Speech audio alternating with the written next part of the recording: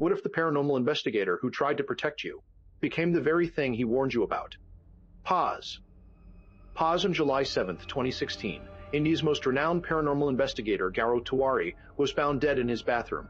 He was only 32 years old. The doors were locked from the inside. No signs of struggle. No suicide note. The official report called it asphyxiation under mysterious circumstances. But those who knew Gaurav's work, they knew something far darker had followed him home.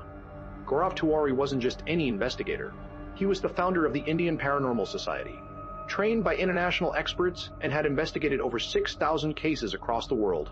He walked into haunted palaces, cursed forests, and places where even local priests refused to enter.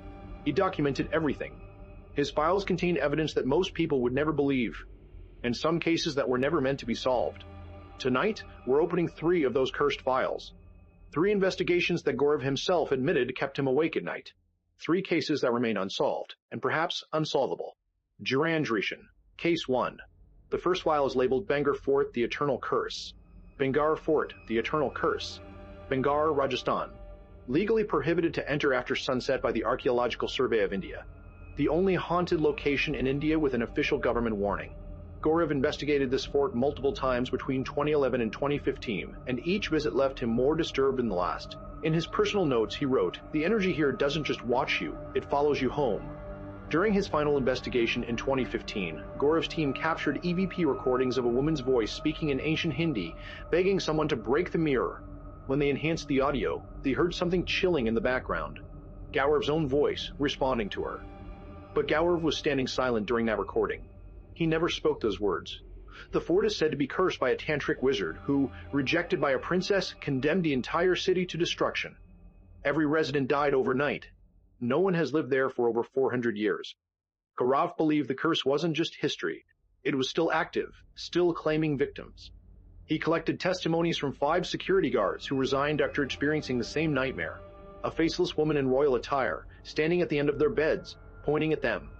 3 of those guards died within 2 years. Natural causes, the report said. Gaurav didn't believe that. This file remains open. Gaurav never published his final findings. Some say he was silenced. Others say he became part of the curse. Natrazeshan. Case 2. The second file, the Dow Hill School. Footsteps of the Headless Boy. Kursong, West Bengal. The Victoria Boys High School and the surrounding forests are considered one of Asia's most haunted locations. Locals refuse to walk through the woods between December and March. They say that's when the boy returns. Gaurav visited Dow Hill in January 2014 with a team of 4 investigators. They were there to document the legend of a headless boy whose footsteps echo through the corridors, followed by the sighting of his decapitated body walking the forest path. What they found was far worse. On the 3rd night, Gaurav's camera captured something on the school's 3rd floor. A shadow moving against the light source. Not away from it, against it.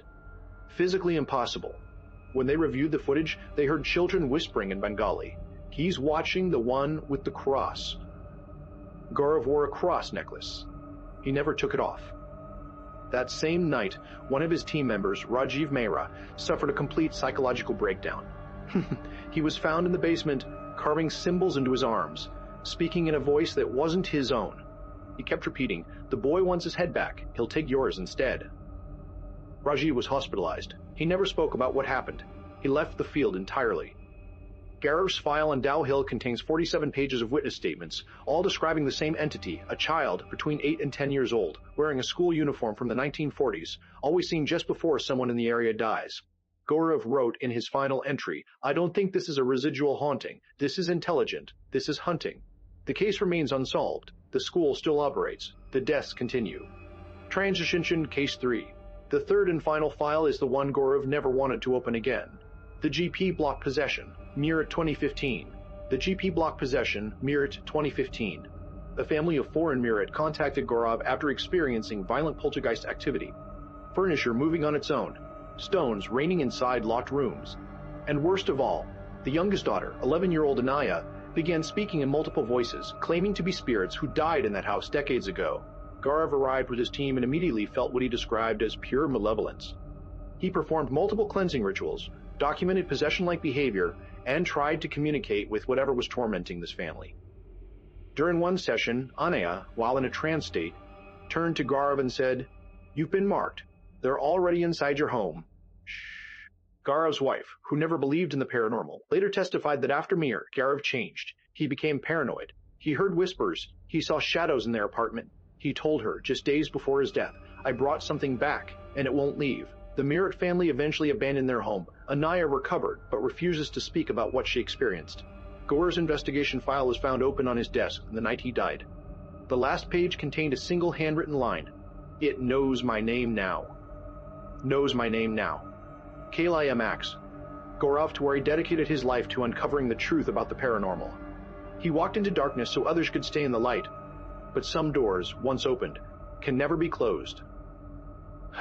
His death remains unexplained. His death remains unexplained.